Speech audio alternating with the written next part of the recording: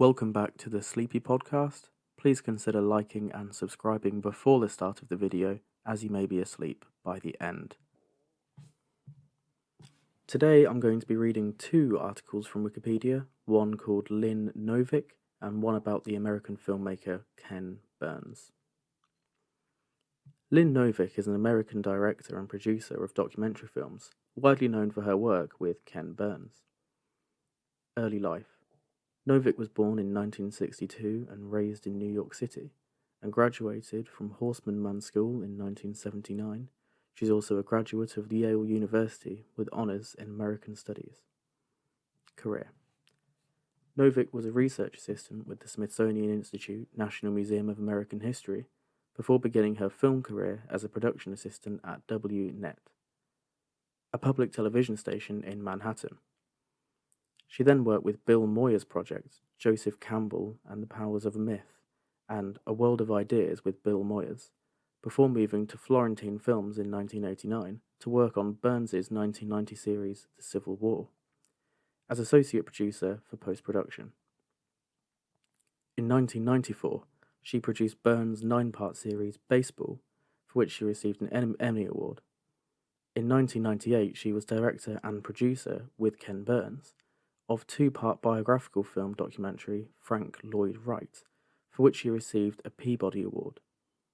In 2001, Novick produced Burns's 10-part series Jazz. Among her more recent collaborations with Burns have been The War, Baseball the 10th Inning, and Probation. Her next film collaboration was an 18-hour documentary film series, The Vietnam War, with Burns and Jeffrey Ward, which aired in September 2017. In 2019, her 4-part series College Behind Bars was broadcast on PBS. On April 5, 2021, the 3-episode, 6-hour documentary, a recollaboration of Ernest Hemingway's life, labours and loves, debuted on Public Broadcasting System, co-produced and directed by Burns and Novick. I am now reading from the article Ken Burns. Kenneth Loren Burns, born 29th of July 1953, is an American filmmaker known for his style of using archival footage and photographs in documentary films. Burns' documentaries have earned 2 Academy Awards nominations for 1981's Brooklyn Bridge and 1985's The Statue of Liberty, and have won several Emmy Awards, among other honors. Early life and education. Burns was born on July 29, 1953, in Brooklyn, New York, the son of Lila Smith Burns, a biotechnician, and Robert Carl Burns, at the same time a graduate student at cultural anthropology at Columbia University in Manhattan. The documentary filmmaker Rick Burns is his younger brother.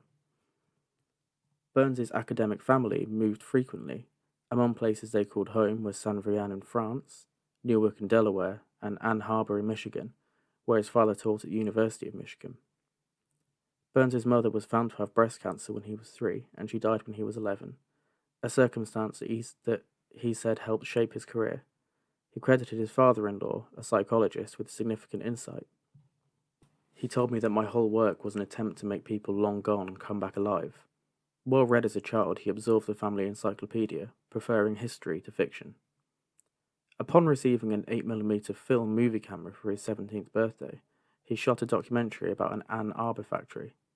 He graduated from Pioneer High School in Ann Arbor in 1971.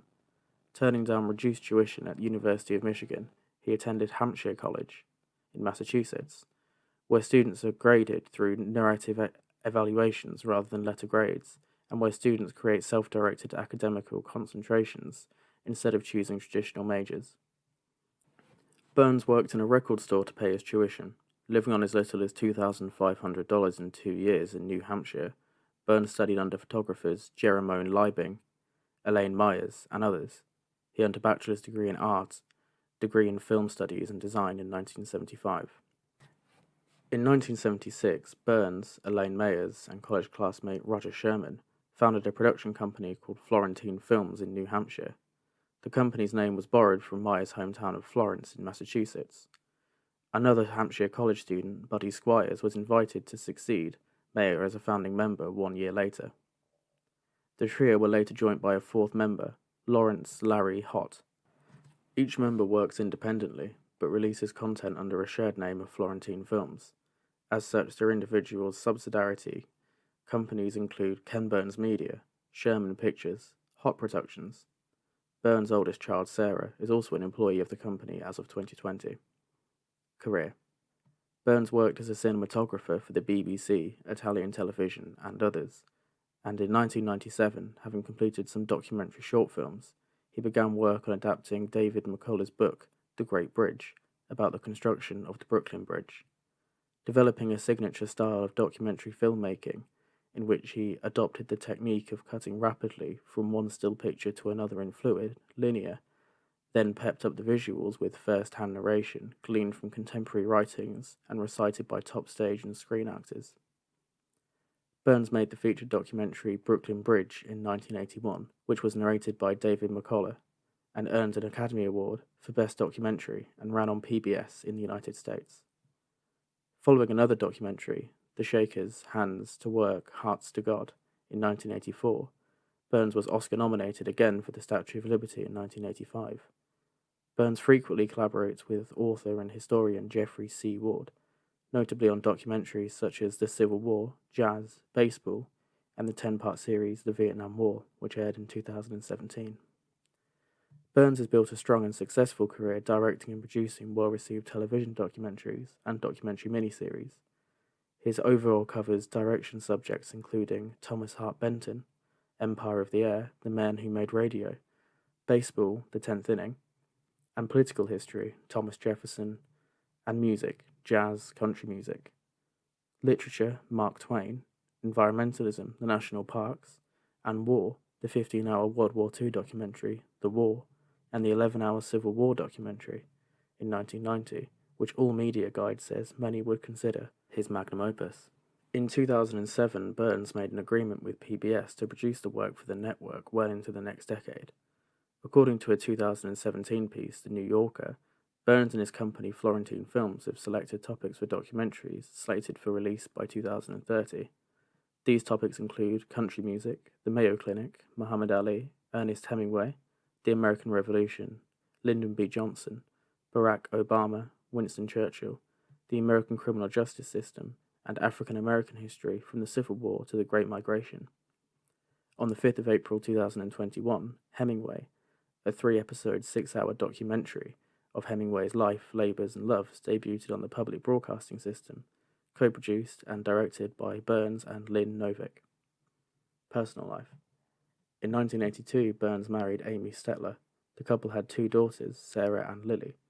Their marriage ended in divorce in 1993. As of 2017, Burns was residing in Walpole, New Hampshire, with his second wife, Julie Deborah, whom he married from October 18, 2003. She is the founder of non-profit Room to Grow, which aids soon-to-be living parents in poverty. They have 2 daughters, Olivia and Willia Burns. Burns is descended from Johannes de Pastor Sr. through Gergus Clarkson, an American Revolutionary War physician, and Philadelphia. He is a distant relative of Scottish poet Robert Burns. In 2014, Burns appeared in Henry Louis Gates's Finding Your Roots, where he discovered startling news that he is a descendant of a slave owner from the Deep South. In addition to having lineage which traces back to colonial Americas of loyalists, allegations during the American Revolution. Burns is an avid quilt collector. About 1/3 of the quilts in his personal collection were displayed in the International Quilt Study Center and Museum at the University of Nebraska from January 19th to May 13th, 2018. When asked if Burns would ever make a film regarding his mother, Lila, he responded, "All of my films are about her. I don't think I could do it directly because of how intensely painful it is." Burns is a lifelong supporter of the Democratic Party, contributing almost $40,000 in political donations. In 2008, the Democratic National Committee chose Burns to produce an introductory video for Senator Edward Kennedy in August 2008 speech to the Democratic National Conversation.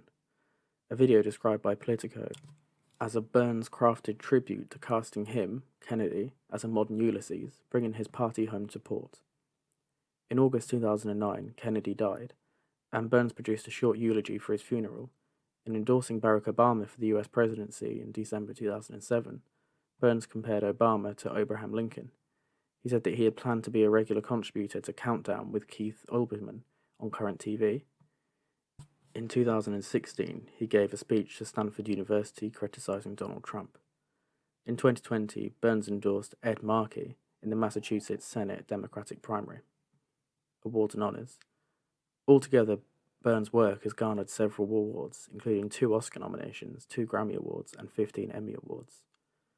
The Civil War received more than 40 major film and television awards, including 2 Emmy Awards, 2 Grammy Awards, the Producer of the Year Award from the Producers Guild of America, a People's Choice Award, a Peabody Award, and a DuPont Columbia Award, a D.W. Griffiths Award, and the $50,000 Lincoln Prize.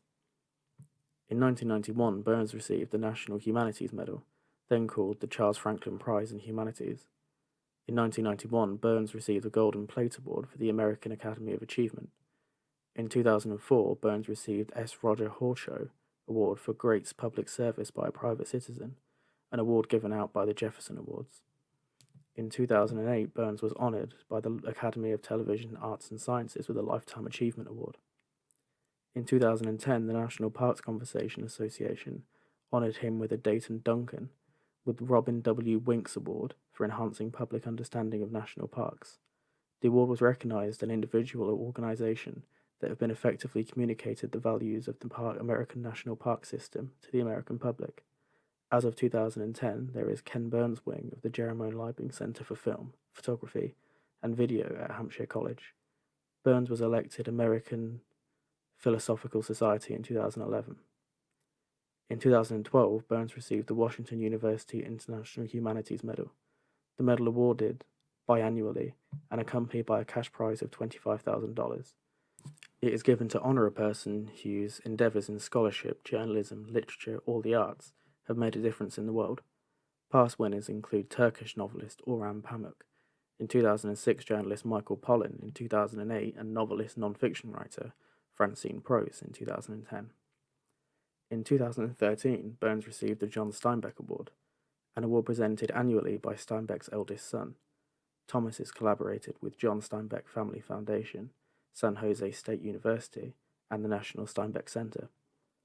Burns was Grand Marshal for the 2016 Tournament of Roses, Rose Parade, on New Year's Day in Pasadena, California.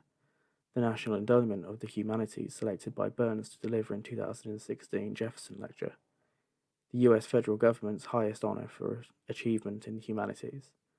On the topic of race in America, he was the 2017 recipient of the Nicholas Chancellor's Medal at Vanderbilt University. In 2019, he received an honorary degree from Brown University.